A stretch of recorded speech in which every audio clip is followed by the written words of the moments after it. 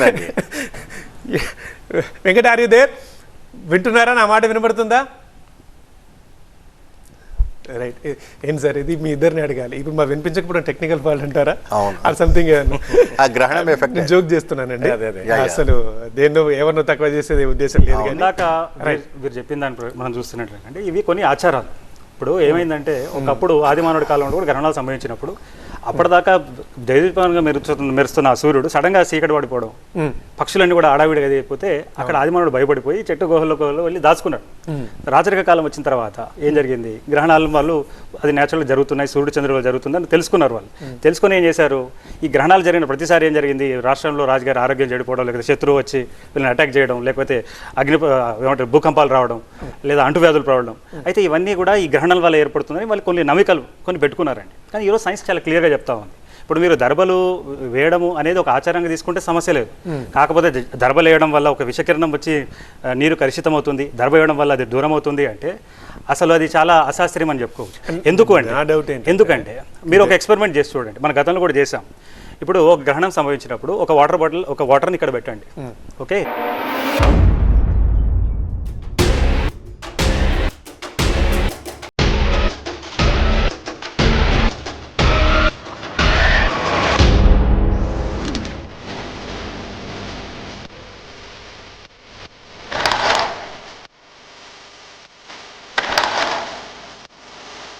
क्या भाव चल रहा है? 70-80 मुंबई।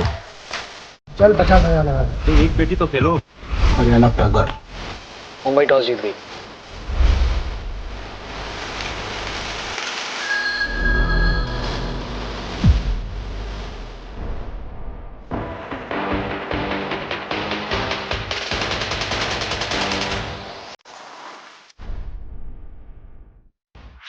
This and more.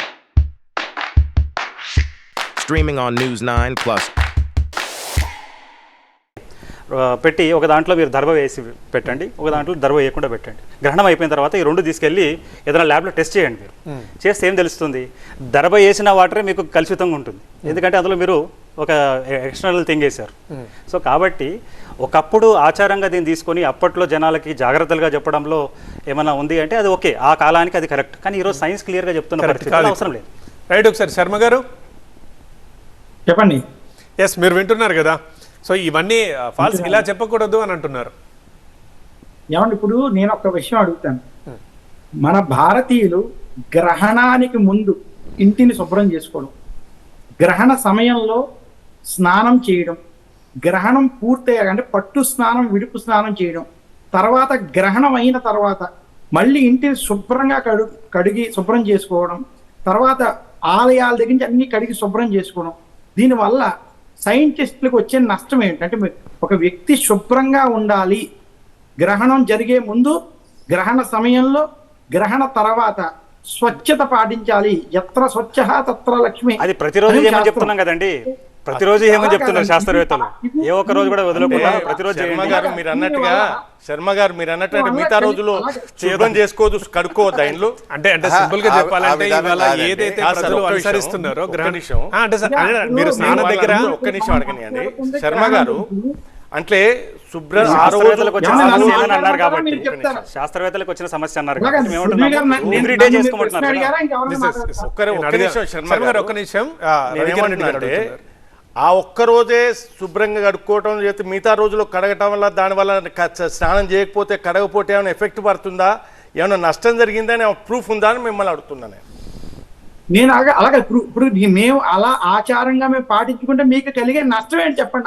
మేము నష్టం అంటే ఏమి లేదని చెప్తున్నాం. నష్టం ఎక్కడిది? లాభం లేదు, నష్టం లేదు, ఏమి జరగదు. మామూలు రోజువారీ స్నానం చేసా ఇల్లు కడుక్కోవాలా, అది కూడా ఒక దినచర్య. కానీ ఆ రోజు ప్రత్యేకంగా స్నానం చేయటం, ఆ రోజు ఇల్లు కడగటం, ఆ రోజు చేయటం వల్ల ఏం నష్టం జరుగుతుంది, ఏ రవిరెడ్డి గారు రొటీన్ గా ఏముండదు అంటే అదే రోజు శర్మ గారు మీరే చెప్పండి. అనేది ఏంటంటే ఏవైతే పనులు చేస్తున్నారో ప్రజలు, వాటి వల్ల నమ్మిన వాళ్ళు చేయడం వల్ల మీకు వచ్చిన ప్రాబ్లం ఏంటి? ఏమవుతుంది? దర్బలు వేసుకుంటారు, ఆచారాలుగా ఫాలో అయ్యి పర్వాలేదండి. దానికి సైన్స్ ను జోడించి ఆ గ్రహణం జరిగేటప్పుడు మేము సూర్యుడికి స్నానం చేసి అర్ఘ్యం వదులుతాం, తర్పణ వదులుతాం. అది అది ఆచారంలో మాకు భాగంగా ఒక చేస్తారు. పుణ్యం. ఆచారంలో భాగంగా చేసుకోవచ్చండి. దాన్ని ఏం తప్పు పడతలేదు శర్మ గారు. దాన్ని ఎవరు తప్పు ఆచారాలు సాంప్రదాయాలు సరే, సాంస్కృతిక నష్టం లేదు శర్మ గారు, నష్టం లేదు, తప్పు దాన్ని లేదు ఎవ్వరూ అంటున్నారు. మాట్లాడతలేదు. మరి ఏది తప్పు అంటున్నారు? భారత రాజ్యాంగం రెండోది, ప్రకటించి ప్రతి ఒక్కరికి భారత రాజ్యాంగం రెండోది, ఇచ్చిందండి. వాళ్ళ రెండోది. మత స్వేచ్ఛ, వారు చేయాల్సిన ఆచారాలు ఫాలో అవచ్చు. కానీ ఇక్కడ Yes. సమస్య ఏమిటి అంటే మేము- ఆచారాల పేరుతో మేము దురాచారాన్ని ప్రచారం వక్రీకరిస్తున్నారు. దురాచారాలు ప్రచారం చేస్తున్నారు. దానికి అది కాకుండా సైన్స్ అంశాలను తీసుకుని వక్రీకరిస్తున్న పరిస్థితి ఉన్నది. ఆ ఒక్కటి చెప్పండి, శర్మ గారు answer ఇస్తారు. నేను చెప్తాను. నేను ఒక సార్ ఒక 10 ప్రూఫ్ చేస్తాను. శర్మ గారు మీరు చెప్పిన దాంట్లో మేము కాదంటలేదు. దాని మీద నేను మీతో చేయి కలపడానికి సిద్ధమే.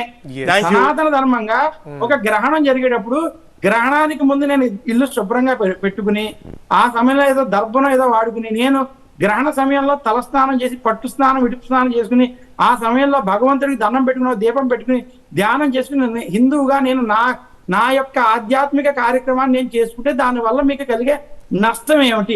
ఏమీ లేదండి. నేను ఆచారాలు, వ్యవహారాలు, నమ్మకం, విశ్వాసం, సాంప్రదాయాల మీద మాకు ఎటువంటిది లేదు. మేము ఆచరిస్తాం, మేము పాటిస్తాం. కానీ దీని పేరు మీద భయభ్రాంతులు గురి చేస్తున్నారు చాలా మంది. దాని మీద మేము మాట్లాడుతున్నాం.